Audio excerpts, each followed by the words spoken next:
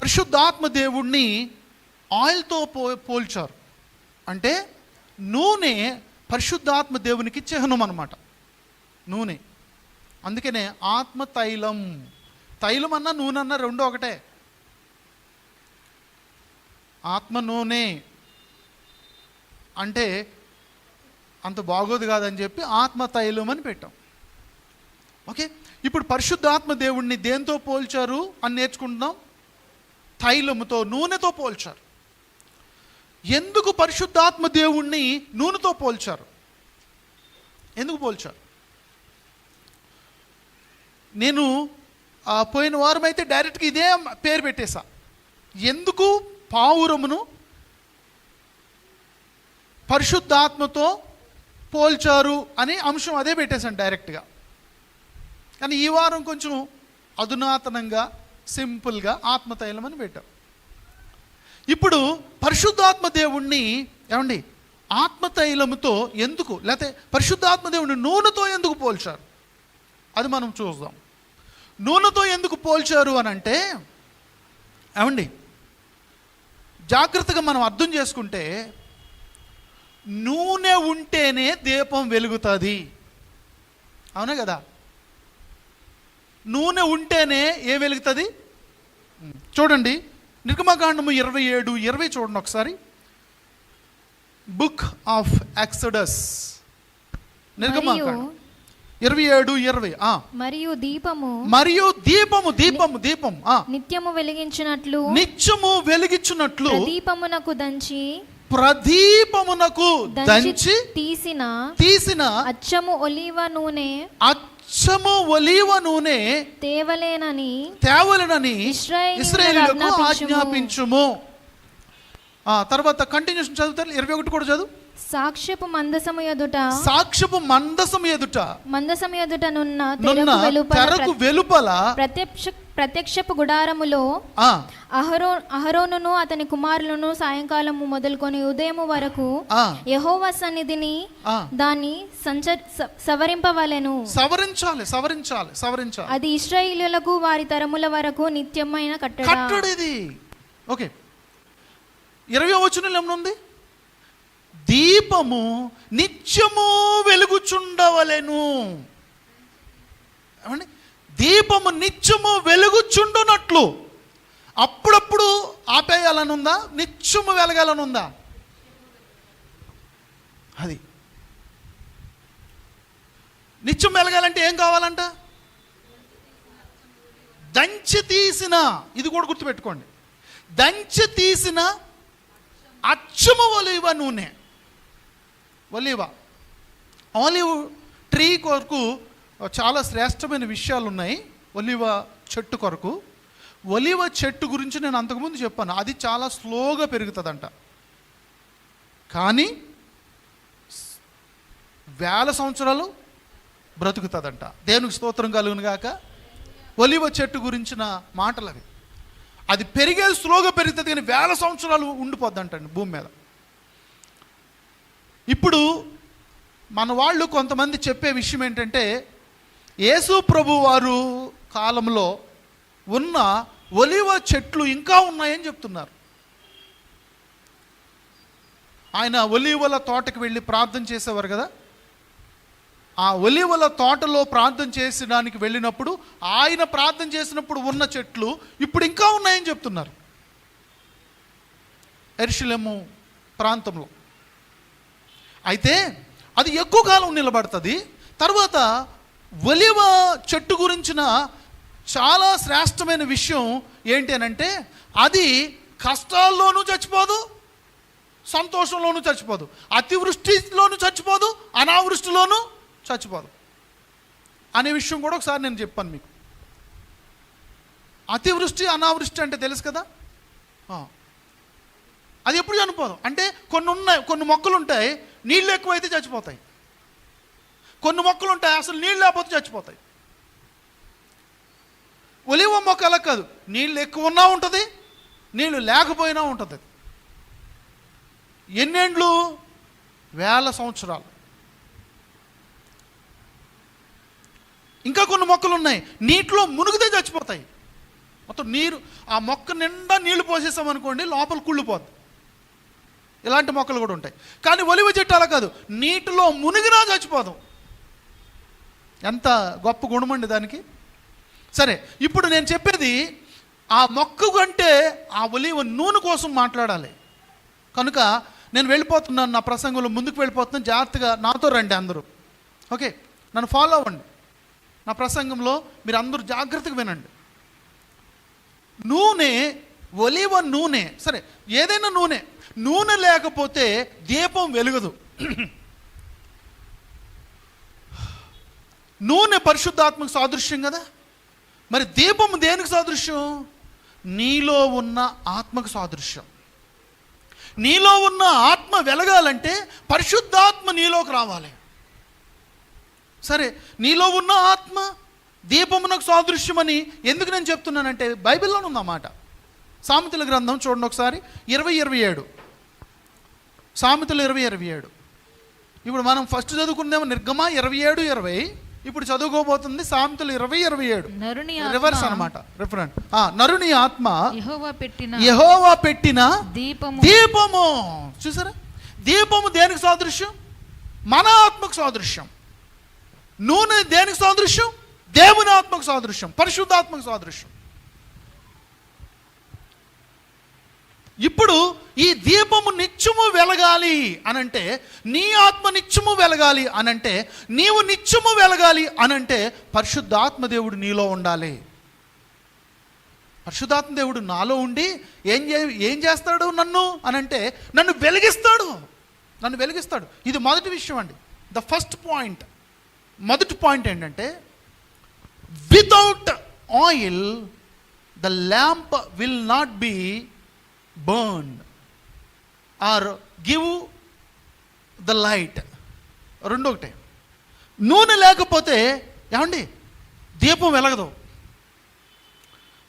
ఇప్పుడు ఇక్కడున్న వారిలో ఎంతమంది నా దీపం వెలగాలి అని ఆశపడుతున్నారు? చేయి చూపించండి ఒకసారి. వెరీ గుడ్, మీకు మంచి ఆశ ఉంది. ఇంచుమించుగా అందరూ లేపారు. అయితే నేను చెప్పేది ఏంటి తెలుసా, మీ అందరు లేపిన వాళ్ళందరికీ నూనె కావాలి. నూనె లేకపోతే మీ దీపాలు వెలుగుతాయండి. మీరు ఆలోచించండి. ఇప్పుడు ఇదివరకు రోజుల్లో అంటే పూర్వకాలంలోకి ఒకసారి వెళదాం. మనం పూర్వకాలం పద్ధతుల్లోకి ఒకసారి వెళదాం. వాళ్ళ యొక్క పడికట్టుల్లోనికి ఒకసారి వెళదాం. వాళ్ళు ప్రదీపం అని పెడతారు. ఇప్పటికి ఇంకా పెడతారు కదండి, ప్రదీపాలని పెడతారు. దీపావళికి పెడతారు, తెలుసు కదా. ప్రదీపాలు అమ్ముతారు, కొంటారు, వెలిగిస్తారు. మీరు వెలిగించకండి సుమా. మామూలుగా నేను చెప్తున్నాను, వాళ్ళు వెలిగించే వాళ్ళ కోసం చెప్తున్నాను. ప్రదీపం అంటారు. అయితే ఆ ప్రదీపాన్ని వెలిగించడానికి వాళ్ళు ఏం చేస్తారు? వాళ్ళు నూనె కొనుక్కొస్తారు స్పెషల్గా కదండి. దాన్ని ఏం నూనె అంటారు అమ్మా? దీపం నూనె అంటారు. ఆ దీపం నూనె కొనుక్కొచ్చి దాంట్లో పోస్తారు. సరే, ఇప్పుడు నేను చెప్తున్నా, నూనె పోసినప్పుడు దాన్ని వెలిగించిన తర్వాత అది వెలుగుతుంది. నూనె అయిపోయింది, ఏమవుతుంది? అది ఆరిపోకుండా ఉండాలంటే ఏం చేయాలి? మళ్ళీ నూనె పోయాలి. పరిశుద్ధాత్మ దేవుడు కూడా అంతేనండి. మనలో ఒకసారి వచ్చిన తర్వాత ఏమండి,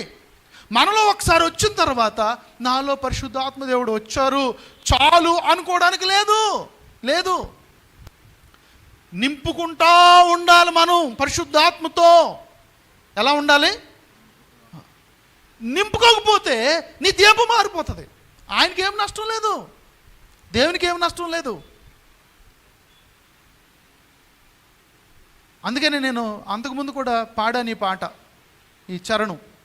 నూనె ఉన్నంత వరకే, లేకపోతే నూనె ఉన్నంత కాలమే వెలుగునిచ్చి ఆరిపోవును. నూనె ఉన్నంత కాలమే వెలుగుంటుంది. మొదటి పాయింట్ అదే. నూనె లేకపోతే, ఆత్మ లేకపోతే నీ ఆత్మదీపానికి వెలుగు లేదు. కాబట్టి పరిశుద్ధాత్మ ఎంత మనకి అవసరం ఒకసారి ఆలోచన చేసుకోండి. The Holy Spirit is desperately need to the believer. తెలుసా, విశ్వాసకి పరిశుద్ధాత్మ దేవుడు చాలా చాలా అవసరం. పరిశుద్ధాత్మ దేవుడు మనకు లేకుండా మనం బ్రతకలేం, మనం వెలగలేం. నూనె ఉన్నంతకాలం వెలుగునిచ్చి ఆరిపోనంటే అర్థం ఏంటి? ఆరిపోతామని. ఆరిపోతామంటే అర్థం ఏంటి? చచ్చిపోతామని. ఇంకొక మాటలో అర్థమైందండి? మొదటి పాయింట్ చెప్తున్నా, నూనె లేకపోతే మనము వెలగలేం. కాబట్టి నూనె కావాలి, పరిశుద్ధాత్మ దేవుడు కావాలి. దీనికి ది బెస్ట్ ఎగ్జాంపుల్ బైబిల్లో ఉంది. నూనె లేకపోతే ఏమండి, నూనె లేకపోతే దీపాలు ఆరిపోతాయి అనే దానికి ది బెస్ట్ ఎగ్జాంపుల్ ఏంటో తెలుసా? 10 మంది కన్యకల ఉపమానం. ఎంతమందికి తెలుసు? అందరికీ తెలుసు. 10 మంది కన్యకల ఉపమానం తెలియని వాళ్ళు ఎవరున్నారండి? మత్తయి సువార్త 25వ అధ్యాయంలో ఉన్నది. చూడండి ఆ మాటలు 1వ వచనం నుంచి. మత్తయి సువార్త 25వ అధ్యాయం 1వ వచనం. పరలోక రాజ్యము తమ దివిటీలు పట్టుకుని పెండ్లి కుమారుని ఎదుర్కొనుటకు బయలుదేరిన 10 మంది కన్యకలను పోలి ఉన్నది. చూడండి వినాలి అందరూ. పరలోక రాజ్యం ఎలా ఉందంట? 10 మంది కన్యకలు దివిటీలు చాత పట్టుకుని పెండ్లి కుమారుని ఎదుర్కొనటానికి బయలు వెళ్ళినట్టుగా ఉందంట. అంటే ఏమండి, పరలోక రాజ్యము ఈజ్ ఈక్వల్ టు చెప్పాలి అందరూ సంఘం. అంతే. మన సంఘానికి దేవుడిస్తున్న టీచింగ్ అది. పరలోక రాజ్యం అంటే చాలామంది పరలోకం అని అనుకుని మోసపోతారు. పరలోక రాజ్యం వేరు, పరలోకం వేరు. పరలోక రాజ్యం అంటే సంఘం. అంటే సంఘం ఎలా ఉండాలంట? తన పెండ్లి కుమారుని ఎదుర్కొనటానికి బయలు వెళ్ళిన 10 మంది కన్యకల్లాగా ఉండాలి. మళ్ళీ ఎలా ఉండాలి? దివిటీలు, వెలుగుచున్న దివిటీలు పట్టుకుని వెళుతున్న వారిగా ఉండాలంట. అర్థమైందా? ఇప్పుడు సంఘంలో ఉన్న మీరందరూ మీ దీపాలు 10 మంది కన్యకలు. ఏమండి, 10 మంది కన్యకల్లో వాళ్ళు 2 డివిజన్స్ మనం చూస్తాం, 2 విభాగాలు మనం చూస్తాం. 5గురికి బుద్ధి కలిగిన కన్యకలను పేరు పెట్టారు, 5గురికి బుద్ధి లేని కన్యకలను పేరు పెట్టారు. కానీ ఈ 10 మంది కూడా స్టార్టింగ్లో అందరూ ఒకలాగా ఉన్నారు. మీరు చూసారో లేదో? అందరూ ఒకలాగా ఉన్నారు. అంటే అందరూ ఒకలాగా ఉన్నారని నేను ఎలా చెప్తున్నానంటే, 10 మంది కన్యకలే కాబట్టి అందరూ ఈక్వలే కదా. తర్వాత ఏమండి, వాళ్ళు 10 మంది కూడా పెండ్లు కుమారుని ఎదుర్కోవడానికి సిద్ధపడుతున్నారు, వెళుతున్నారు. 10 మంది కూడా. అది ప్రజెంట్ స్టేజ్ అనమాట. అది ప్రజెంట్ స్టేటస్. అది సంఘం యొక్క ప్రజెంట్ స్టేటస్. కానీ సంఘం యొక్క ఫ్యూచర్ స్టేటస్ ఉంది చూసారా, అక్కడ డిఫరెన్స్ వచ్చింది. ఫ్యూచర్లో ఏంటి ఫ్యూచర్ స్టేటస్ ఏంటి? సంఘం యొక్క ఫ్యూచర్ స్టేటస్ ఏంటో తెలుసా? 5గురు ఎత్తబడ్డారు, 5గురు విడవబడ్డారు. అంటే ఇప్పుడు ఎక్కడున్న వాళ్ళు సంఘం యేసు ప్రభువు వచ్చే వరకు అందరూ ఒకలాగా ఉంటారు. అవునా కదా? తేడా తెలుస్తుందా? బుద్ధి కలిగిన కన్యకులు. ఇప్పుడు దీంట్లో ఏమండి, దీంట్లో బుద్ధి కలిగిన కన్యకులు ఎంతమంది, బుద్ధి లేని కన్యకులు ఎంతమంది అని చెప్పమంటే ఎవరు చెప్తారు? చెప్పగలమా? ఈ సంఘంలో చెప్పగలమా? చెప్పలేము. అందుకనే ప్రజెంట్ హల్లెలూయా, ప్రజెంట్ స్టేటస్ ఎలా ఉంటారు? అందరూ ఈక్వల్గా ఉంటారు.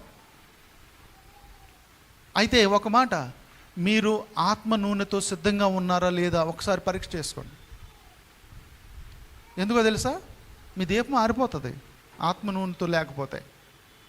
ఆత్మ నూనె మీ దగ్గర రెడీగా లేకపోతే మీ దీపం ఆరిపోద్ది. మీ దీపం ఆరిపోతే ఏమైతే తెలుసా? చెప్తున్నాను చూడండి. మొదటిగా నూనె లేకపోతే మనము వెలిగివ్వలేమంటే ఎంత దారుణమైన పరిస్థితి తెలుసండి. ఎదుటివారికి వెలిగివ్వడం కాదు, అసలు మనమే చీకటి అయిపోతాం. అంతేనా? ఇప్పుడు దీపం వెలగట్లేదు అనుకోండి, దీపం దగ్గర కూడా చీకటి ఉంటుందా? బయటే ఉంటుందా చీకటి? దీపం దగ్గర కూడా చీకటే. మనం వెలగకపోతే, మనలో నూనె లేకపోతే మనమే చీకటైపోతాం. ఎదుటి వాళ్ళ విషయం పక్కన పెట్టండి. ఒక విశ్వాసిని దేవుడు చీకటిగా చేయలేదండి, వెలుగుగా చేశాడు ఆయన. దేవునికి స్తోత్రం కలుగును గాక. మీరు లోకమునకు వెలుగై ఉన్నారన్నాడు ఆయన. Ye are the light of the world అన్నాడు ఆయన. అర్థమైందా? మనం లోకమునకు ఏంటి? వెలుగు. అంతేగాని చీకటిగా ఉండొద్దు. మరి వెలుగుగా ఉండవలసిన మనం వెలుగుగా ఉండాలంటే మనలో ఏముండాలి చెప్పండి? అందరూ చెప్పాలి. ఇప్పుడంటే ఈ విద్యుత్ లైట్లు, ఇప్పుడంటే రకరకాల లైట్లు వచ్చేసినాయి. కానీ ఇప్పుడు బైబిల్ రాయబడిన టైంలో లైట్ అంటే నూనెతో వెలిగేదే లైటు. అప్పుడు ఈ are the light of the world అన్నాడంటే ఆయన అర్థం ఏంటంటే నూనెతో వెలుగుతూ ఉండే లైట్గా ఉండాలి అని దేవుని యొక్క ఆలోచన. నూనె నింపబడుతూ ఉండాలి. ఇంకొక మాట, మనం ఫస్ట్ చదువుకున్న వాక్యం నిర్గమాకాండం 20:27లో ఏమనుంది? 27:20లో దీపము నిత్యము వెలగాలంట. అప్పుడప్పుడు వెలిగి ఆరిపోవడం కాదు. అర్థమైందా? కొన్ని లైట్లు పెడతారు పెళ్ళిళ్ళలో. ఆ లైట్లు ఎలా ఉంటాయి? బ్లింక్ అవుతూ ఉంటాయి. అవి వెలుగుతాయి, ఆరిపోతాయి, వెలుగుతాయి, ఆరిపోతాయి. అలాంటి లైట్లుగా ఉండాలని దేవుడు మనల్ని పెట్టలే. మనల్ని ఎలా పెట్టాడైనా? నిత్యము వెలగాలి, నిత్యం వెలగాలి, నిత్యం వెలగాలి. దయచేసి నేను చెప్తున్నా, నిత్యము వెలిగేవారే పరలోకం వెళతారు. ఇది రెండో పాయింట్ తెలుసా? మొదటి పాయింట్ ఏంటంటే నూనె లేకపోతే మనం వెలగలేం. ఆత్మ లేకపోతే నీకు వెలుగు లేదు విశ్వాసి. నీలో పరిశుద్ధాత్మ లేకపోతే నీకు వెలుగే లేదు అసలు. గుర్తుపెట్టుకో. ఎంత భయంకరమైన విషయం అది వినడానికి.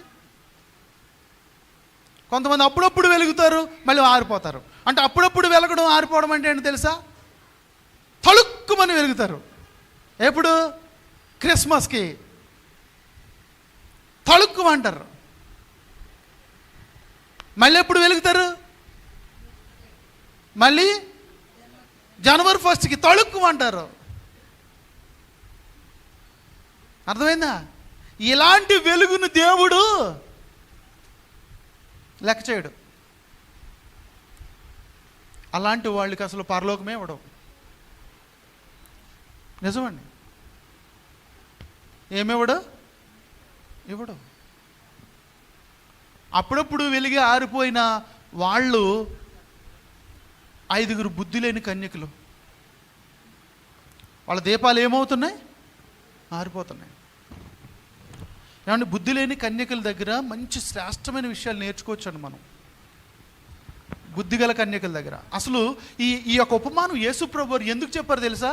24 అధ్యాయం స్టార్టింగ్లో శిష్యులు యేసుప్రభు దగ్గరికి వచ్చి అంటారు, అయ్యా నీ రాకడికి, యుగ సమాప్తికి సూచనలు ఏంటి అని అడుగుతారు 12 మంది శిష్యులు. అడిగినప్పుడు ఆయన చెప్పడం మొదలు పెడతారు. 24 అధ్యాయం చెప్పుకుంటూ కంటిన్యూషన్లో చెప్పేస్తున్నాడు ఆయన. ఈ ఉదాహరణ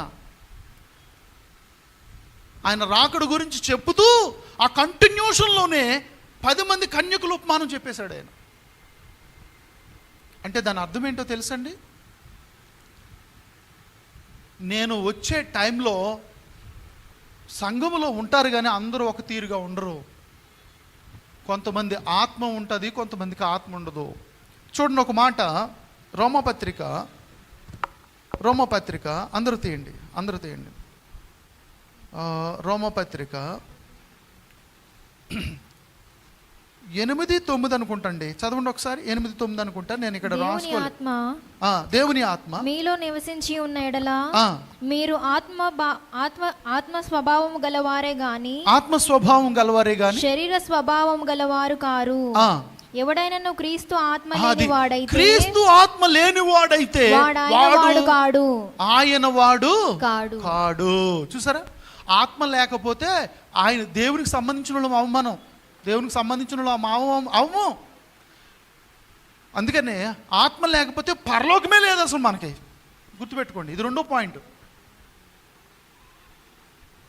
మొదటి పాయింట్ ఏమన్నానంటే ఆత్మ లేకపోతే మనకు వెలుగు లేదు, లేకపోతే దీపం ఆరిపోతుంది. రెండో పాయింట్ ఏం చెప్తున్నానంటే, ఆత్మ లేకపోతే పరలోకమే లేదు. నువ్వు ఇక్కడ ఎంత ఆరాధన చేసినా, నువ్వు ఇక్కడ ఎన్ని కానుకలు ఇచ్చినా, నువ్వు ఇక్కడ ఎంత ఘనకార్యాలు చేసినా, నీ ఆత్మ వెలుగుతూ లేకపోతే నీకు స్వర్గమే లేదు. గుర్తుపెట్టుకో.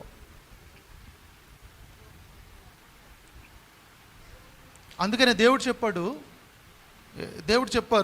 ఏం చెప్పారు అని అంటే, ప్రత్యక్షపు గుడారములో ఉన్న ప్రదీపము నిత్యము ఏమవ్వాలి? వెలుగుతూ ఉండాలి, ఆరిపోకూడదు. ఇక్కడ ఈ యొక్క ఏమండి, మీరు తొందరపడి ఇది పరలోకం కోసం చెప్పారు కదండి, వినండి నా మాటలు అందరూ. ఇప్పుడు 10 మంది కన్యకుల ఉపమానం పరలోకం కోసం చెప్పారు కదా, పరలోక రాజ్యము ఇలా ఉందని చెప్పుకొచ్చారు కదా, మరి అక్కడ పరలోకం టచ్ చేశారు కదా దేవుడు. పరలోక రాజ్యం అంటే పరలోకమేనేమో అని మీరు మోసపోకండి. మరి ఏం చేయాలి అని అంటే, పరలోక రాజ్యం ఎలా ఉందో అని ముందే చెప్పేశారు. ఎలా ఉందంట? 1వ వచనం చదువు, 25 అమ్మ తల్లి 25వ అధ్యాయం మత్తయి సువార్త 25:1 చదవండి. పరలోక రాజ్యం ఎలా ఉంది? పరలోక రాజ్యము తమ దివిటీలు పట్టుకొని పెండ్లి కుమారుని ఎదుర్కొనుటకు బయలుదేరిన 10 మంది కన్యకలు పోలి ఉన్నారు. అంతే, అక్కడికే పరలోక రాజ్యం, అక్కడికే. ఈ 10 మంది కన్యకులు దేనికి సాదృశ్యం? సంఘానికి సాదృశ్యం. గుర్తుపెట్టుకోండి, అక్కడికి అది 10 మంది కన్యకలును పోలి ఉన్నది. అయితే ఇప్పుడు వీళ్ళు ఏం చేస్తున్నారు, వీళ్ళ భవిష్యత్తులో ఏం జరగబోతుంది, వీళ్ళ భవిష్యత్తులో ఏం చేయబోతున్నారు అనేది వివరించుకుంటూ వచ్చాడు ఆయన. అప్పుడు పరలోకం టచ్ చేశారు. అంటే పెండ్లి కుమారునితో ఎత్తబడడం గురించి మాట్లాడాడు ఆయన. అంటే ఇప్పుడు ఇక్కడున్న సంఘం అంతా ఎక్కడికి వెళ్ళాలి? పరలోకం వెళ్ళాలి. దేవుని చిత్తం అది. దేవునికి స్తోత్రం కలుగును గాక. అయితే ఇప్పుడు ఇక్కడ ఉన్న సంఘం అంతా పరలోకం వెళ్ళాలంటే ఏం ఉండాలని ఉంది బైబిల్లో? నూనె ఉండాలి. క్లియర్గా ఉంది కదా. ఇప్పుడు 5 బుద్ధి లేని వాళ్ళు ఎందుకు విడిచిపెట్టబడ్డారు? నూనె లేదు, అంతే, సింపుల్. ఏమండి, వీళ్ళు కన్యకలే, వాళ్ళు కన్యకలే. వీళ్ళ దగ్గర దివిటీ ఉంది, వాళ్ళ దగ్గర దివిటీ ఉంది. వీళ్ళు ప్రయాణం చేశారు, వాళ్ళు ప్రయాణం చేశారు పెండ్లి కుమారుని ఎదుర్కోవడానికి. వాళ్ళు పడుకున్నారు, వీళ్ళు పడుకున్నారు, ఇద్దరు పడుకున్నారు.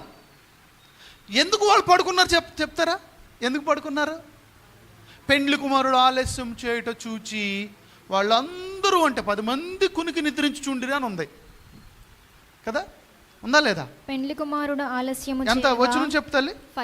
10వ వచనం. 10వ వచనం చదవండి, చూడండి. 5వ వచనం. పెండ్లి కుమారుడు ఆలస్యం చేయగా వారందరూ కునికి నిద్రించుచుండిరి. వాళ్ళందరూ ఏం చేశారు? కునికి నిద్రించుచుండిరి. అందరూ అంటే ఇప్పుడు ఏం తేడా ఉంది వాళ్ళకి వీళ్ళకి మధ్యలో? ఆ 10 మంది కన్యకలే, 10 మంది దగ్గర డ్యూటీలు ఉన్నాయి, 10 మంది నిద్రపోయారు, 10 మంది ఎదుర్కోవడానికి వెళ్ళారు, 10 మంది ప్రయాణంలో ఉన్నారు. ఏం తేడా ఉంది? Presently there is no any difference. ఏ డిఫరెన్స్ ప్రజెంట్లో మనం చెప్పలేం, కానీ ఫ్యూచర్లోనే మనకు ఆ డిఫరెన్స్ అనేది తేలుతుంది. ఆ తేడా ఫ్యూచర్లో. అది కూడా ఏంటి? దేన్ని బట్టి అంటే ఆత్మను బట్టే. ఒకటే డిఫరెన్స్ అండి, ఆత్మ లేదు వాళ్ళ దగ్గర, నూనె లేదు. బుద్ధి లేని 5 కన్యకల దగ్గర. సరే, ఇప్పుడు ఏమండి, పెండ్లి కుమారుడు ఆలస్యం చేస్తున్నారు. పెండ్లి కుమారుడు, మామూలుగా పెళ్ళిళ్ళలో ఎవరు ఆలస్యం చేస్తారండి? మనం చూసే పెళ్ళిళ్ళలో పెండ్లి కుమారుడా, పెండ్లి కుమార్తె? పెండ్లి కుమార్తె కదండి. పాపం పెండ్లి కుమారుడు వచ్చి అక్కడ కూర్చుంటాడు ఊసూరుమంట. అతనికేమో ఎప్పుడు పెళ్ళి అయిపోద్దా అని అతను తొందరపడతా ఉంటాడు. ఎవరు? కానీ పెండ్లి కుమార్తె మాత్రం ఎప్పటికీ రాదు. ఈ స్టేజ్ ఎక్కిన వాళ్ళు అలసిపోవాలి, పాటలు పాడేవాళ్ళు అలసిపోవాలి, ఏమంటే సంగీతాలు వాయించే వాళ్ళు అలసిపోవాలి, అందరూ అలసిపోవాలి. కానీ ఈమెకు మాత్రం విడుదల కలగదు, రాదు, స్టేజ్ మీదకి రాదు. ఎందుకు రాదు? మేకప్లు కదండి, మేకప్, ఫుల్ మేకప్ కావాలి కదా. ఒక జాన్ వెస్లీ గారు, హోసన్నా జాన్ వెస్లీ గారు చెప్పారు ఈ ఎగ్జాంపుల్. ఆయన పాపం ఒక బాగా ఇంటీరియల్ విలేజ్కి పెళ్లి చేయడానికి వెళ్ళాడంట. చాలా అంటే మారుమూల కుగ్రామానికి వెళ్ళాడంట పెళ్లి చేయడానికి. వెళ్తే మరి బాబోయ్ ఇదేంట్రా బాబు ఇంత లోపలికి ఉంది ఊరు అనుకున్నాడంట. అనుకున్న తర్వాత వెళ్ళాడు. వెళ్ళిన తర్వాత పెళ్ళి కొడుకు వచ్చేసాడు, స్టేజ్ మీద కూర్చున్నాడు, పాటలు పాడుతున్నారు వీళ్ళు. పాడి పాడి పాడి పాస్టర్ గారు కూడా వేదిక మీదే ఉన్నారు, అంటే జాన్ వెస్లీ గారు. పాడి పాడి పాడిన వాళ్ళు అందరూ అలసిపోయారంటండి. ఆయన రావట్లేదంట. ఒక పెద్ద ఆమె కనపడితే ఆమెను పిలిచి, అమ్మ పెళ్ళి కూతురు ఎందుకు రావట్లేదని అడిగితే పెళ్ళి కొడుకు వెయిలు తేలేదంట. ఏం తేలేదు? వెయిలు అంటే తెలుసు కదా, ముసుగు, వైట్ ముసుగేస్తారు కదా క్రైస్తవ పెళ్ళిళ్ళలో, అది తేలేదంట. వెయిలు లేకపోతే నేను వేదిక ఎక్కనంటుందంట ఆమె. ఇప్పుడు ఈ మారుమూల గ్రామంలో వెయిలు ఎక్కడ దొరుకుతుంది? దొరకట్లే. ఇప్పుడు వీళ్ళందరూ, ఇప్పుడు ఈ కండిషన్ అది, నాకు వెయిలు కావాలి, అప్పుడే నేను వేదిక ఎక్కుతా. ఇక వీళ్ళు చెట్టుకొకడు పుట్టుకొకడు పరిగెడుతున్నారు. దేనికి? వెయిలు తేవడానికి. ఎక్కడ దొరకట్లే. అయితే మళ్ళీ కొద్దిసేపు అయింది, ఎంత ప్రయత్నం చేసినా వెయిలు దొరకట్లేదు, ఆమె రావట్లే. మళ్ళీ ఆ పెద్ద అని పిలిచాడు, అమ్మా దొరికిందా వెయిలు అంటే, దొరకలేదయ్యా అని చెప్పింది. అప్పుడు ఆమె అన్నదంట, వెయిలు దొరకలేదు కానీ నాకు ఒక ఐడియా వచ్చిందండి అన్నదంట. ఏంటది? ఐడియా అంటే ఐడియా మన భాషలో, ఆమె భాష ఏమో ఐడియా. ఏంటి ఈయన అనుకున్నాడు ఐడియా అంటే, అదేంటో అనుకున్నాడు ఈయన. అనుకుంటే ఆమె చెప్పిందంట, ఏం ఐడియా వచ్చిందమ్మ నీకు అంటే, అప్పుడు ఆమె చెప్పిందంట, మా ఇంట్లో దోమల తెర ఉందండి. అదే ఇది వరకు దోమల తెర క్లాత్తో, తెల్ల క్లాత్తో వచ్చేది కదండి, ఇప్పుడు కూడా వస్తుందేమో బహుశా. ఆ తెల్ల మా ఇంట్లో దోమల తెర ఉందండి, అది ఆమెకి వెయిల్ కింద వేసేసి తీసుకొద్దాం అనుకుంటున్నాను అన్నాడు. మంచి ఐడియా వచ్చిందమ్మా, తొందరగా వెళ్ళి ఆ పని చేసుకుని తీసుకొచ్చాయి అన్నాడండి ఈయన. అప్పుడు వచ్చిందంటే దోమల తెర వేసుకుని ఏమండి. అంటే ఆ పల్లెటూరులో ఇక ఎక్కడ దొరుకుతుంది చెప్పండి? ఇప్పుడు మనకి ఇంత పెద్ద సిటీలోనే దొరకడం కష్టం వెయిలు కదా. అయితే ఇట్లాంటి పెళ్లి కూతుర్లు ఇట్లాగా రకరకాల కారణాలను బట్టి జాప్యం చేస్తూ ఉంటారు వేదిక మీదకి రావడానికి. కానీ ఇక్కడ బైబిల్లో డిఫరెంట్గా ఉంది. పెళ్లి కూతురు ఆలస్యం చేస్తుందా, పెళ్లి కొడుకు ఆలస్యం చేస్తున్నాడా? పెండ్లి కుమారుడు ఎవరైనా యేసుప్రభుల వారు. పెండ్లి కుమార్తె ఎవరు? సంఘం. ఓకే, వెరీ గుడ్, బాగా చెప్తున్నారు. అయితే ఇప్పుడు మా పెళ్ళిలో కూడా అలాగే జరిగింది. మా పెళ్ళి ఏం జరిగిందంటే, అందరూ అనుకున్నారంట నేను లేట్ చేస్తానని, మా ఊరోళ్ళు. ఈయన అంత తొందరగా ఎక్కడేమో స్టేజ్ అనుకున్నారట. కానీ వాళ్ళు చెప్పిన వాడు ఏంటంటే, మేము ఆశ్చర్యం ఏంటంటే నువ్వు టైంకి వెళ్ళి కూర్చున్నావు అక్కడ అంటున్నారు వాళ్ళు. పెళ్ళికి నేను రెడీ, ఎందుకు నేను రెడీ అయిపోయింది తెలుసండి, నాకు ఒక ప్లాన్ ఉంది, నాకు ఒక ప్రణాళిక ఉంది. ఇగో ఈ టైంకి కూర్చుంటే ఈ టైంకి అయిపోతుంది పెళ్ళి, ఇంత సమయం వాక్యం చెప్పాలి అని మొత్తం అంతా నేను షెడ్యూల్ వేసుకుని నేను ఆ టైంకి వెళ్ళిపోయా. కానీ పాస్టర్ అమ్మ గారు ఏం చేశారు తెలుసా? మరి పాస్టర్ అమ్మ గారికి ఏ మేకప్లు లేవు, మళ్ళీ ఆమె మేకప్లు వేసుకోరు ఏమండి. కానీ ఆమె ఎందుకు లేట్ చేసిందో తెలుసా? ఆమెకు ఒక కండిషన్ పెట్టుకున్నారు. ఏంటి? వాళ్ళ చర్చిలో ఎవరు పెళ్ళిళ్ళు జరిగినా 1000 వాళ్ళ అమ్మగారే కడతారంట. ఎవరు కట్టాలి? వాళ్ళ అమ్మగారు. ఇప్పుడు వాళ్ళ అమ్మగారేమో ఊర్లో ఉన్నారు, ఇక్కడ పెళ్లి టైం అయిపోయింది. వాళ్ళు వస్తున్నారన్న బస్సులో అందరూ కలిసి బస్సులో వస్తుంటే ఈమెకి ఈ యొక్క కండిషన్ ఈమె పెట్టుకుని మా అమ్మగారితోనే వేలేయించుకోవాలి, అప్పుడే నేను వేదిక మీదకి రావాలి. అర్థమైందండి? మొత్తం మీద మా పెళ్ళి కూడా లేటుగానే జరిగింది. ఇక ఆల్మోస్ట్ ఆ పెళ్ళిళ్ళన్నీ కూడా ఎవరి వల్ల లేట్ అవుతాయి? స్త్రీల వల్లే ఏమండి. అయితే నేను చెప్పేది ఏంటంటే ఏమండి, బైబిల్లో పెండ్లి కుమారుడు లేట్ చేయడం మన మంచికే. దేవుని స్తోత్రం. పెండ్లి కుమారుడు ఎందుకు ఆలస్యం చేస్తున్నారో తెలుసా? నీ మంచికే. ఏంటంటే ఇంకేమైనా కరెక్ట్ చేసుకోవాల్సింది ఉంటే కరెక్ట్ చేసుకుంటావని, ఇంకేమైనా నూనె సంపాదించుకోవాల్సింది ఉంటే సంపాదించుకుంటావని. అర్థమైందా? మనం నూనె సంపాదించుకోవాలి. నూనె అంటే ఆత్మ లేకపోతే ఆత్మ నూనె సంపాదించుకోవాలి. అది ఆత్మతైలం. అది నూనె కలిగిన వాళ్ళకి మంచిదే, నూనె లేని వాళ్ళకి. దేవుడు ఎంత గొప్ప దేవుడు అంటే ఈ 5 బుద్ధి లేని కన్యకలకి గొప్ప అవకాశం ఇచ్చాడండి. నూనె సంపాదించుకుంటారని ఇంకా టైం ఇచ్చాడు వాళ్ళకి, ఇంకా టైం ఇచ్చాడు. కానీ వాళ్ళు ఏం చేశారండి? సంపాదించుకోలేకపోయారు. దేవుడు ఎందుకు ఆలస్యం చేస్తున్నాడు తెలుసండి? పేతురుపత్రికలో చెప్తాడు అన్నమాట. కొందరు ఆలస్యం అనుకున్నట్లు చూడండి అన్నమాట. పేతురుపత్రిక ఒకసారి మీరు చూడండి దయచేసి.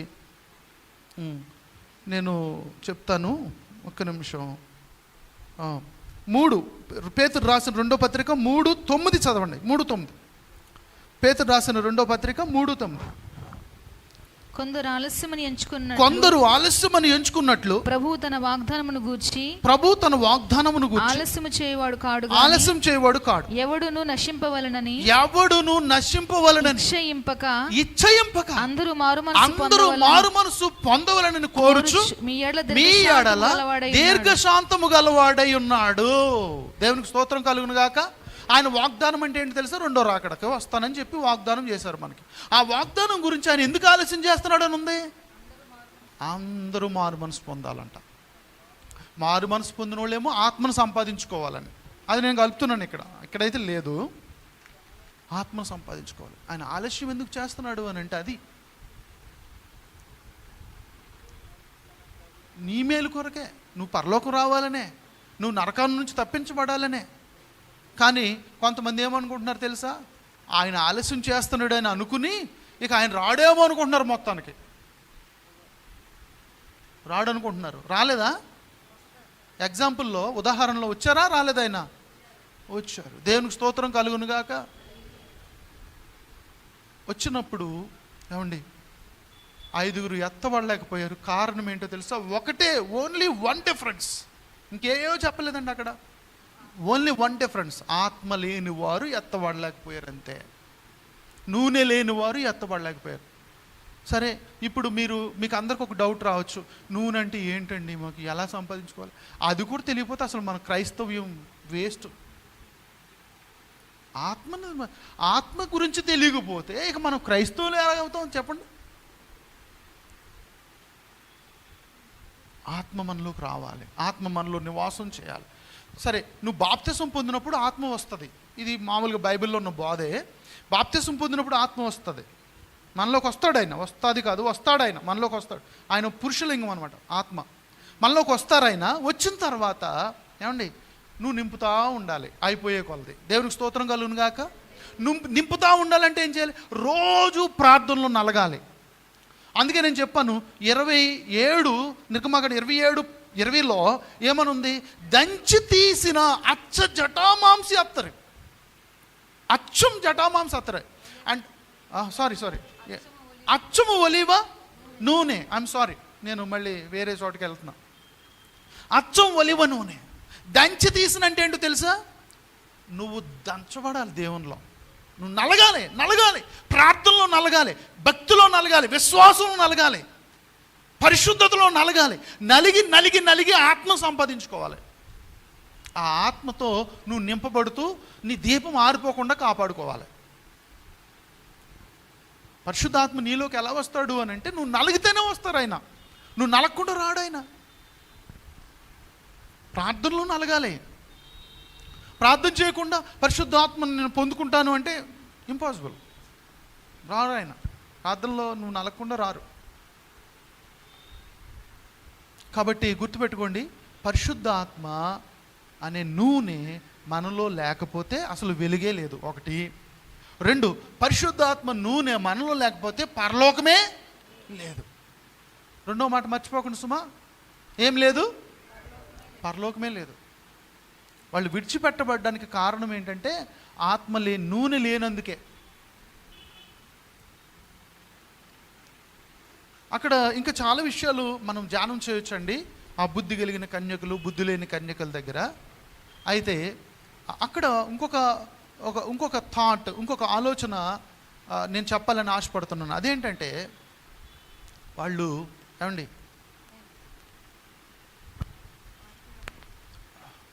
నూనె కోసం నూనె ఉన్న వాళ్ళని అడుగుతున్నారు. నూనె లేని బుద్ధిహీనులు నూనె ఉన్న వాళ్ళ కోసం నూనె ఉన్న వాళ్ళని అడుగుతున్నారు, మాకు కొంచెం నూనె ఇవ్వండి. అప్పుడు వాళ్ళు ఏమన్నారు బుద్ధిమంతులు? ఇది మీకు మాకు సరిపోదు. పరిశుద్ధాత్మ దేవుణ్ణి నాలో నుంచి నేను నీకు పంచలేను, నీలో నుంచి నువ్వు నాకు పంచలేవు. నాలో నేనే సంపాదించుకోవాలి, నీలో నీవే సంపాదించుకోవాలి. దేవునికి స్తోత్రం కలుగును గాక. ఇప్పుడు పాస్టమ్ గారిలో ఉన్న పరిశుద్ధాత్మ నాకు ఇవ్వలేరు. అమ్మ మీరు బాగా ప్రార్థన చేయండి, నేను వాక్యం చెప్తున్నాను కదా, మీరు బాగా ప్రార్థన చేసుకుని ఆత్మను పొందుకోండి, ఆత్మ నాకు కూడా బలంగా వస్తుంది, నేను కూడా బలంగా వాక్యం చెప్తానంటే కుదరదు. నేను వాక్యం చెప్పడానికి నేను కూడా ఆత్మను సంపాదించుకోవాలి. అర్థమైందా? గుర్తుపెట్టుకోండి. కాబట్టి ఈ ఎరువు తీసుకోగలిగింది కాదు ఆత్మ. ఎరువు తేలేం. దీపం ఉంది అంటే టార్చ్, కాగడ ఉందన్నమాట. టార్చ్ అంటే మనం మామూలుగా తెలుగు భాషలో టార్చ్ అంటే మనం టార్చ్ లైట్ అనుకుంటాం, కానీ మామూలుగా బిబ్లికల్ వర్డ్ లేకపోతే పూర్వకాలం వాడిన ఇంగ్లీష్ కూడా టార్చ్ అంటే కాగడ. తెలుసా మీకు? కాగడ ఇలా పైకి ఇలా పట్టుకుంటారు, అది వెలుగుతూ ఉంటుంది, దాన్ని టార్చ్ అంటారు. దాన్ని మెల్లగా ఈ మనం బ్యాటరీలు వేసే టార్చ్ లైట్కి వచ్చేసింది ఆ పేరు. అయితే బుద్ధి లేని వాళ్ళ దగ్గర టార్చ్ ఉంది, బుద్ధి కలిగిన వాళ్ళ దగ్గర కూడా టార్చ్ ఉంది. కానీ ఏం లేదు, బుద్ధి లేని దగ్గర నూనె లేకపోవడం వల్ల వాళ్ళ టార్చ్ ఏమైంది? ఆగిపోయింది. వాళ్ళ టార్చ్ వెలగకపోవడం వల్ల ఏమండి దేవుడు ఏమన్నారు తెలుసా? మళ్ళీ తిరిగి వచ్చి డోర్ కొడతారు వీళ్ళు. మళ్ళీ తిరిగి వచ్చి అంటే నూనె కోసం వెళ్ళి మళ్ళీ తిరిగి వచ్చి డోర్ కొడతారు. డోర్ కొట్టినప్పుడు ఏమండి ఆయన ఏమన్నారు చూసారా? మత్తయి సువార్త 25:13 చదవండి. 25:13. అతడు మిమ్మును ఎరుగనని, అతడు మిమ్మును ఎరుగను మీతో నిశ్చయముగా చెప్పుచున్నాను. అసలు దేవుడు వీళ్ళని ఎంత భయంకరమైన మాట అనేసారు చూసారా? యేసుప్రభువు వారు పెండ్లి కుమారుడు ఎంత అసలు మిమ్మల్ని ఎరగనన్నాడు ఆయన. ఇదేంటిది? ఇన్ని సంవత్సరాలు చర్చకొచ్చాం కదా, ఇన్ని సంవత్సరాలు ఆరాధనలో ఉన్నాం కదా, మమ్మల్ని ఎరగనంటావేంటయ్యా? మిమ్మల్ని ఎరగను అన్నాడు ఆయన. చూసారా? ఎందుకు? దేన్ని బట్టి అంటే ఆత్మ లేకపోతే దేవుడు మనల్ని ఎరగడు. చివరి పాయింట్ ఇది. 3వ పాయింట్, ఆత్మ లేకపోతే దేవుడు మనల్ని ఎరగడు. మనం అనుకోవచ్చు నేను చాలా భక్తిపరుణ్ణి మందిరంలో, నేను చాలా భక్తిపరురాల్ని మందిరంలో, కానీ ఆత్మ లేకపోతే అసలు నువ్వు దేవునికి తెలియదు. తెలుసా?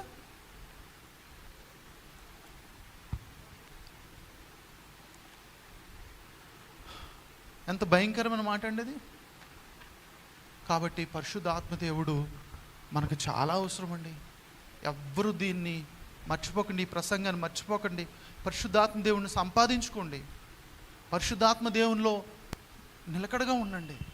అయిపోతుంటే మళ్ళీ పోసుకుంటూ ఉండండి. అంటే పోసుకోవడం అంటే ఏంటో తెలుసా? రోజు దేవునితో సహవాసం చేయడం, అది నింపుకోవడం అంటే. రోజు ఇప్పుడు నూనె ఉన్న దీపం వెలుగుతుందంటే ఆ నూనె ఏమండి రోజు పోస్తూ ఉండాలా? అప్పుడప్పుడు ఆపేస్తా వెలుగుతుందా? రోజు పోయాలి. తర్వాత మనం చదివిన ఏమండి ఆ కంటిన్యూషన్ వచనంలో ఇంకోటి చదవం. ఏంటో తెలుసా? అది కాదు నిర్గమాకాండంలో 27:20 చూడమ్మా. నిర్గమాకాండం మరియు దీపము నిత్యము 21 చదివి. సాక్ష్యపు మందసము ఎదుటనున్న తెరకు వెలుపల ప్రత్యక్షపు గుడారములో అహరోనును అతని కుమారులను సాయంకాలం మొదలుకొని ఉదయం వరకు యెహోవా సన్నిధిని దాన్ని సవరింపవలెను. దానిని ఏం చేయాలి? సవరిస్తూ ఉండాలి. దేవునికి స్తోత్రం కలుగును గాక. అది దాన్ని ఏం చేయాలి? మన దీపాన్ని ఏం చేయాలి? సవరించడం అంటే ఏంటి? ప్రార్థన చేసుకోవడం, వాక్యం చదువుకోవడం, మనల్ని మనం సరి చేసుకోవడం, ఏమైనా చెడు ఉంటే తీసేసుకోవడం. సవరించడం అంటే ఈ ఒత్తు ఉంటుంది కదా, కాడ అంటారు, ఒత్తు అంటారు. ఈ ఒత్తుకి పైన అది పడుతుంది, ఏంటంటారమ్మా, మసి. ఆ మసిని దాన్ని ఇట్లా నలిపేయడమో లేకపోతే కట్ చేయడమో చేయాలి, సవరించడం. అంటే నీ జీవితంలో పాపం అనే మసి వచ్చినప్పుడు దాన్ని ఏం చేయాలి? కట్ చేసి పడేస్తూ ఉండాలి, సవరిస్తూ ఉండాలి. మనం రోజు చేయాల పని. కొంతమంది ఆదివారం వచ్చినప్పుడే సవరిస్తారు, ఇక్కడ కుదరదు. రోజు సవరించాలి, రోజు నింపుకుంటూ ఉండాలి పరిశుద్ధాత్మని. అలా సవరించి నింపుకున్న వాళ్ళు మాత్రమే వెలుగుతారు, వాళ్ళు మాత్రమే పరలోకం వెళతారు, వాళ్ళు మాత్రమే దేవునికి తెలిసిన వారుగా ఉంటారు. దేవునికి స్తోత్రం కలుగును గాక. నూనె లేనందువలన దేవుడు వారిని ఎంత భయంకరమైన మాట అన్నారంటే, మిమ్మల్ని అసలు నేను ఎరుగునన్నారు. అందుకే నేను చెప్పాను కదా, రోమపత్రిక 8:9 మనం చదువుకున్నాం, నేను అతి అవసరం లేదు కానీ, ఆత్మ లేనివాడు అంతే, సింపుల్. మనం ఆత్మ లేకపోతే ఆయన మనల్ని ఎరగలేడు. ఆత్మ సహాయంతోనే మనం పరలోకం చేరగలం. నేను ఇక్కడ మత్తయి సువార్త 25వ అధ్యాయంలో 3 ప్యాసేజెస్ ఉంటాయి 25వ అధ్యాయంలో. ఆ 3 ప్యాసేజెస్ కూడా పరలోకము ఎవరు చేరలేరు అనే దాన్నే వివరించారు, తెలుసా? 3 ప్యాసేజెస్ చూడండి, మీకు చూపిస్తాను. అది ఒకసారి నేను క్లోజ్ చేద్దాం అనుకున్నాను కానీ మళ్ళీ నాకు ఇది గుర్తొచ్చింది. మత్తయి సువార్త 25వ అధ్యాయంలో పరలోకము ఎవరు చేరలేరు అనే దాన్ని అక్కడ వివరించారు. మొదటి ప్యాసేజ్ ఇప్పుడు మనం చదువుకున్న కన్యకల ఉపమానం. ఈ కన్యకల ఉపమానంలో ఎవరు పరలోకం వెళ్ళలేకపోయారు? ఆత్మ లేని వారు. వెరీ గుడ్, బాగా చెప్పారు. బుద్ధి కలిగిన వారు అంటారేమో అనుకున్నా. సరే, అది కాదు అసలు మెయిన్, ఆత్మ లేకపోవటం. ఓకే, ఆత్మ లేని వారు చేరలేకపోయారు. బుద్ధి లేకపోవడం కాదు, ఆత్మ లేకపోవడం, వాళ్ళు పరలోకం వెళ్ళలేకపోవడానికి కారణం. రెండవ కారణం ఏంటో తెలుసండి? మత్తయి సువార్త 14 నుంచి 30 వచ్చిన వరకు పరలోకం ఎవరు చేరలేరు తెలుసా? ఆ భాగంలో తలాంతుల ఉపమానం ఉంది అక్కడ, తెలుసు కదా మీకు? ఏం ఉపమానం అది? తలాంతులు. ఒకడికి 5 తలాంతులు ఇచ్చాడు యజమానుడు, ఒకడికి 2 ఇచ్చాడు, ఒకటి ఇచ్చినాడు ఏం చేశాడు? తలాంతును భూమిలో పాతి పెట్టాడు. అంటే వీడు తలాంతును భూమిలో పాతిపెట్టిన వాడిని ఆ యజమానుడు ఏం చేశాడు? వెలుపటి చీకట్లో పడేశాడు. అంటే పరలోకం రానివ్వలేదు. నీకు అర్థమవుతుంది నా మాటలో? ఎక్కడ పడేశాడు? వెలుపటి చీకట్లో పడేశాడు. అంటే పరలోకం రానివ్వలేదు. అతను ఎందుకు పరలోకం రాలేకపోయాడు? దేవుడు అతనికి ఇచ్చిన తలాంతుని భూమిలో పాతిపెట్టాడు. భూమిలో పాతిపెట్టడం అంటే భూ సంబంధమైన వాటి కొరకు వాడాడు. అది దేవుడు నీకు ఇచ్చిన తలాంతుల్ని దేవునిలో వాడుతున్నావా, భూ సంబంధమైన వాటిలో వాడుతున్నావా? భూ సంబంధమైన వాటిలో వాడితే నీవు పరలోకం వెళ్ళలేవు. ఇది రెండో విషయం. మూడో ప్యాసేజ్ ఏంటో తెలుసండి? మూడో ప్యాసేజ్, థర్డ్ ప్యాసేజ్, మత్తయి సువార్త 31 నుంచి 40 వచ్చిన వరకు. అక్కడేముంటుందో తెలుసండి? చివరిగా, నా తండ్రి చేత ఆశీర్వదించబడిన వారులారా, ఇదిగో ఈ లోకము సృష్టించబడినది మొదలుకొని మీ కొరకు సిద్ధపరచబడిన పరలోకములోనికి ప్రవేశించండి అని చెప్తారు. ఎవరితో? గొర్రెల్లాగా పోల్చిన వారితో. మేకల్లాగా పోల్చిన వారితో ఏమంటారు తెలుసా? మీ కొరకు సిద్ధపరచబడిన నరకంలో పడండి అంటారు. అక్కడ వాళ్ళు పరలోకం రాలేకపోయారు. ఎవరు? మేకల్లాగా పోల్చు. వాళ్ళు ఎందుకు రాలేకపోయారు అంటే సత్క్రియలు లేవు వాళ్ళకి. ఏం లేవు? 3 విషయాలు. 3 పరలోకం చేరలేరండి. ఇక్కడ ఈ యొక్క ప్యాసేజ్ అంతా అదే. అంటే ఈ 25వ అధ్యాయం అంతా చెప్పింది అదే. 3 విషయాలు చెప్పారు, 3 వేరు వేరు ప్యాసేజెస్, కానీ 3 కూడా ఒకటే విషయం. ఎవరు పరలోకం చేరలేరు. అది 1, ఎవరు చేరలేరు? ఆత్మ లేని వారు చేరలేరు. 2, ఎవరు చేరలేరు? వారి తలాంతులు భూలోకంలో పాతిపెట్టిన వాళ్ళు చేరలేరు. 3, ఎవరు చేరలేరు? సత్క్రియలు లేని వారు పరలోకం చేరలేరు. అది 25వ అధ్యాయం యొక్క సారాంశం. కాబట్టి పరలోకం చేరలేం, ఎందుకంటే ఆత్మ లేకపోతే కూడా చేరలేం. కనుక చాలా జాగ్రత్తగా గుర్తుపెట్టుకుందాం. ఆత్మ చాలా చాలా చాలా ప్రాముఖ్యం మనకి. ఆత్మతో మనం నిత్యము సహవాసం కలిగి ఉండాలి, దేవునితో సహవాసం కలిగి ఉండాలి, ఆత్మని ఎల్లప్పుడూ మనలో ఉంచుకోవాలి, నూనెని మనలో నింపుకుంటూ ఉండాలి, లేకపోతే మన దీపం ఆరిపోతుంది. ఓకే, ఈ కొద్ది మాటలు మన హృదయాల్లో భద్రపరుచుకుందాం. చిన్న ప్రార్థన. ప్రేమగల తండ్రి, కృపగల దేవ, ఆత్మతైలం అనే మాట ద్వారా, అనే అంశం ద్వారా మీరు ఈరోజు మాతో మాట్లాడినందుకు మీకు వందనాలు తండ్రి. చాలా సవివరంగా, చాలా అర్థవంతంగా, ఆత్మ లేకపోతే మాకు ఎన్ని నష్టాలో మీరు మాకు తెలియచేశారు నాయన. అందుని బట్టి మీకు మా కృతజ్ఞతాస్తుతులు, స్తోత్రాలు. ఈ మాటలు మేము విడిచిపెట్టకుండా గుర్తుంచుకునే జ్ఞాపక శక్తి మీరు మాకు దయచేయమని, వాక్యానుసారంగా మేము బ్రతకడానికి కృప చూపించమని యేసు నామమున ప్రార్థిస్తున్నాం తండ్రి. ఆమేన్.